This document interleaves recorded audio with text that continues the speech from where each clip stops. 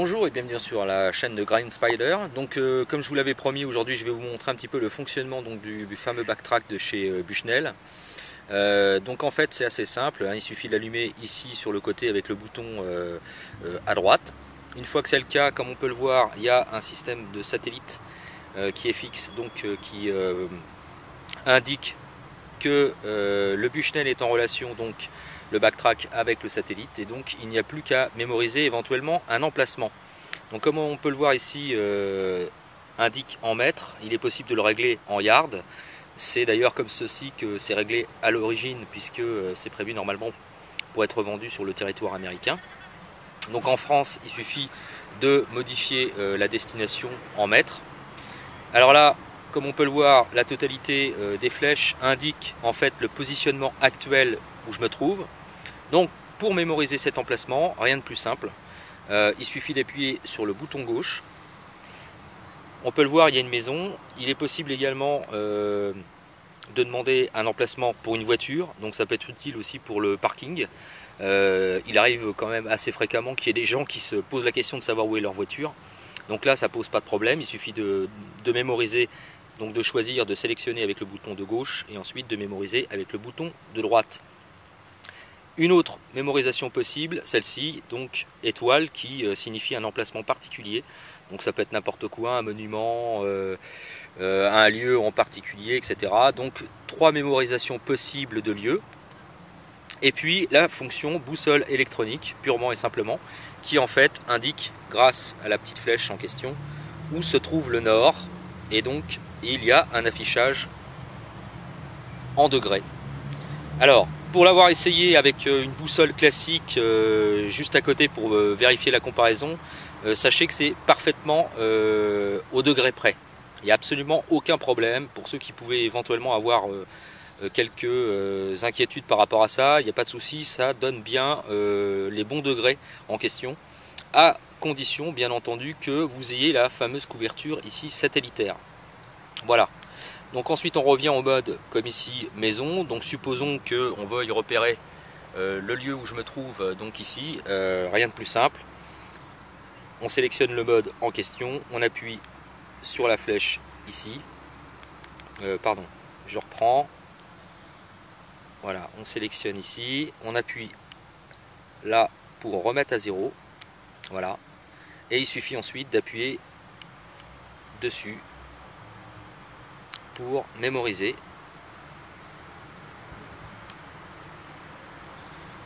Si j'ai bien fait, voilà. Donc ensuite il n'y a plus qu'à se promener.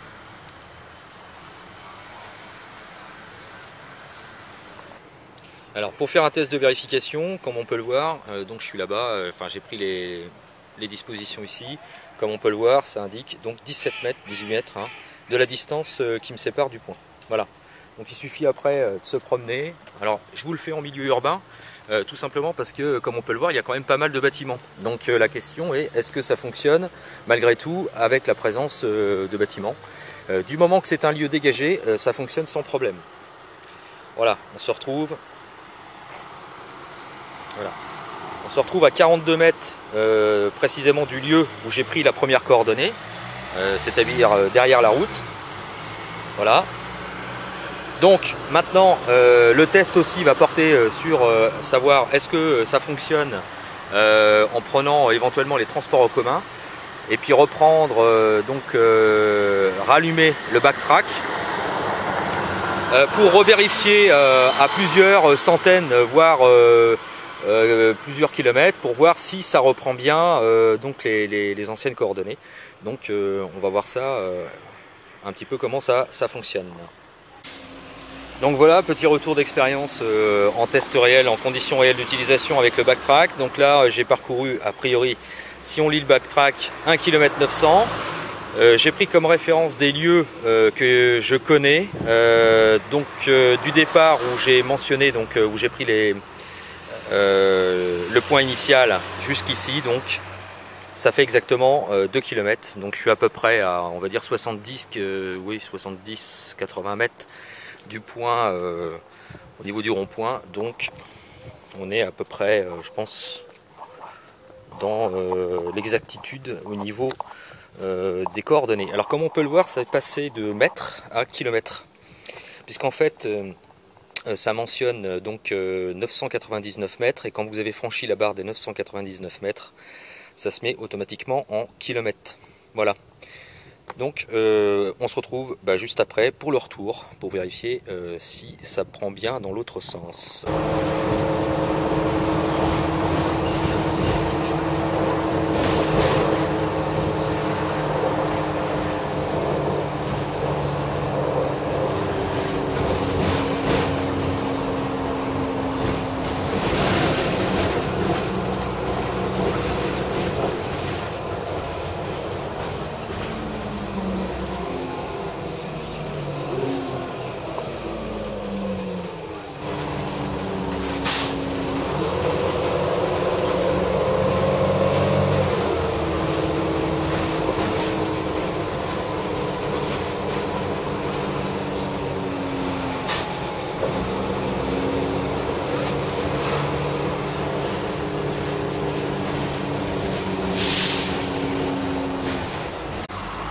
Bon voilà,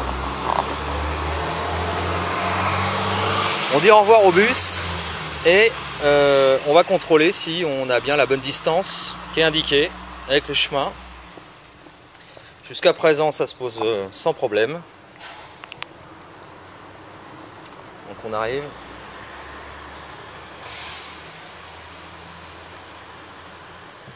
Moins de 30 mètres à faire.